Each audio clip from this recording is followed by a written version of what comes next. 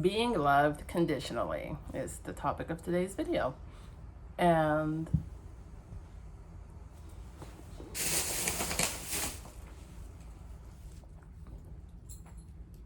it's very hurtful to realize that someone, okay, let me not talk so generically. I'll just talk about, experiences throughout my life. It's been very hurtful to realize that people that I had unconditional love for loved me very conditionally or not at all, kind of just saw my generosity as a resource for themselves rather than like an expression of love or an expression of care. I strive very hard to be in the moment, and I have a very generous, loving, giving spirit. Not because I expect anything in return, but it's just kind of like passing it forward, passing love forward. I'm thinking like sense of encouragement, sense of motivation, like this fuel, this energy of life, just passing it forward. And there are some people who take it and keep it to themselves and do not pass anything forward. Like they will, like let's say if there's like food, take what you need, pass it forward to someone else, take what you need.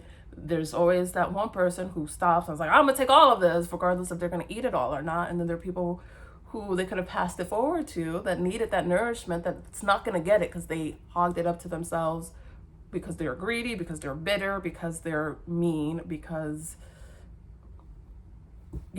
and it's saddening and disappointing and hurtful. It's not discouraging though, and I think about that a little bit, and when moments like this slap me in the face, I think like, do I not want to be this way anymore? And the answer is always no. It just makes me not want to be around those people. Like I'm going to continue striving towards my goal. I keep saying like my life purpose, I truly believe, is to help heal the deepest wounds of humanity. And I saw that recently on Facebook. Made the deepest wounds of humanity be healed, and that's a huge thing that I strive to do. And my priorities in life are,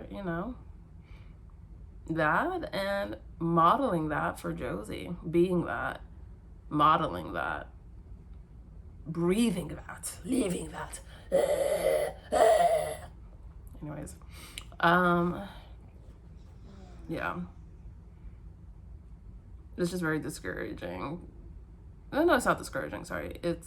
It can be discouraging, I think, for other people, and people can get their lights burnt out, their internal flame, by giving to the wrong people. And I've spoke on this before, and I'll keep speaking on it. Kill it with kindness does not work for mean-spirited individuals. Kill it with kindness works if someone is going through a rough patch, and because of that rough patch, they're snapping a lot because they're irritable, they're so stressed out, but their intentions aren't to be mean. It doesn't work. Kill it with kindness does not work on individuals who are set on doing harm onto others because they're in pain themselves. It doesn't. There's a difference between doing harm because you're stressed out, but like it's not your intention to do harm, like you're doing harm, like the impact is the same, but it does make a difference if the intent was to actually do that harm, or the intention was self-preservation or these other things, and then harm was done. Does that make sense? Like it's a difference between like I'm scarred and wounded, therefore like I'm trying to protect myself and it comes off as mean and cold, versus I've been traumatized and wounded and I'm mad when I see other people being happy because I'm not, and now I'm gonna do harm. It's not the same. And I was talking to my therapist about this, and I was talking to my therapist about this, and I was just saying like that exact sentiment, and then I brought the example of that's like a Jewish person trying to kill a Nazi with kindness. It's not gonna fucking work. They want you dead. what? Like, you're just exposing yourself to harm, and all that goodness and generosity you have to offer to the world, that food, that nourishment, you're giving it to someone who's just going to take it to themselves or burn it because they don't want it from you. They think you don't have it to offer. They think you're toxic. They think you're trash. They think you are a roach that needs to be exterminated. They don't give a fuck about your kindness. Like, let's be real. If you want to help people, help yourself and take yourself out of those toxic situations, because the people, the nourishment isn't flowing, okay? It's being cut off and dying. It's being made to die. But yeah, it's just,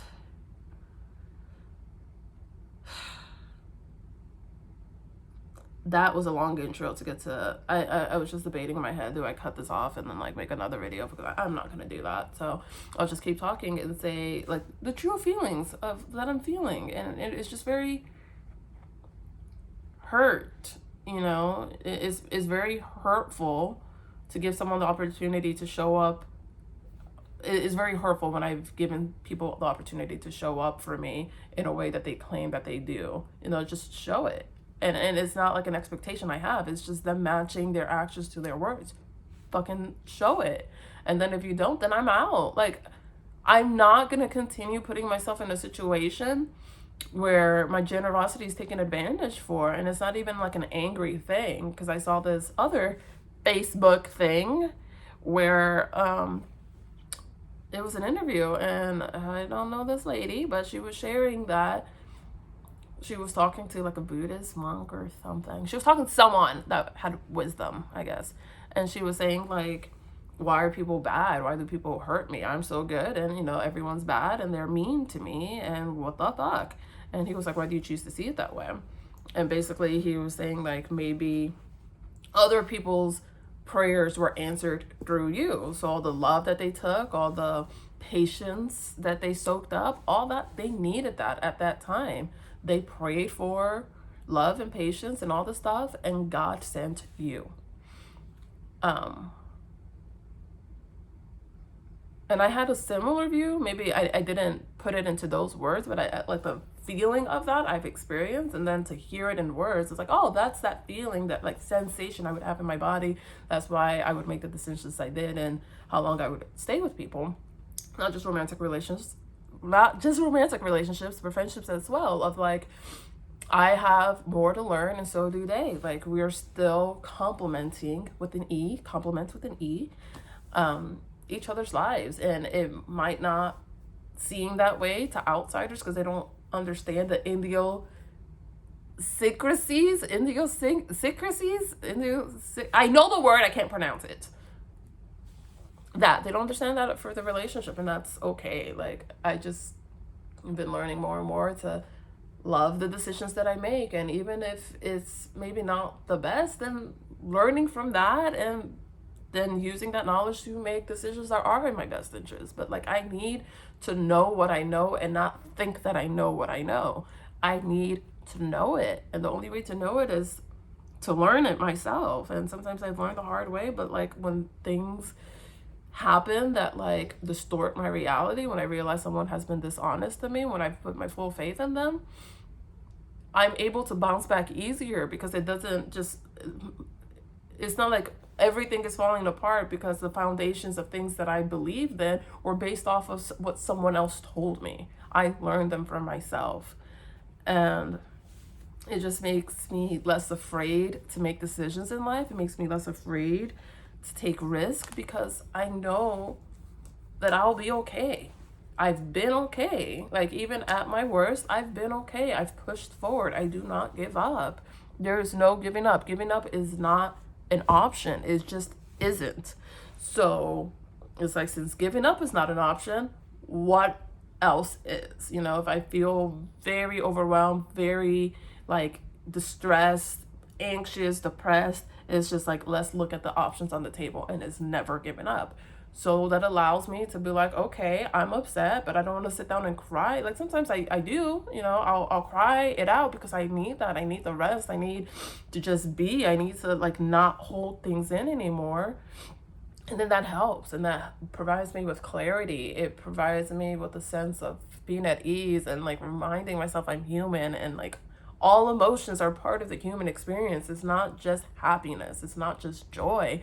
And the dark feelings are great because they're dark songs that I love and I can connect to them more. Like that's how I live. I want to live life to the fullest, and living life to the fullest involves not enjoying every moment of life. I don't care about enjoying every moment of life. I just want to experience all of my life to the fullest, even if that means experiencing being hurt. I'm not afraid to be hurt. What I'm afraid of is not living my life and experiencing all that I can. Yeah, that's all it is. I care about feeling connected. If not to another person, well, then to the universe, then to my dog. Now, like with nature. And yeah.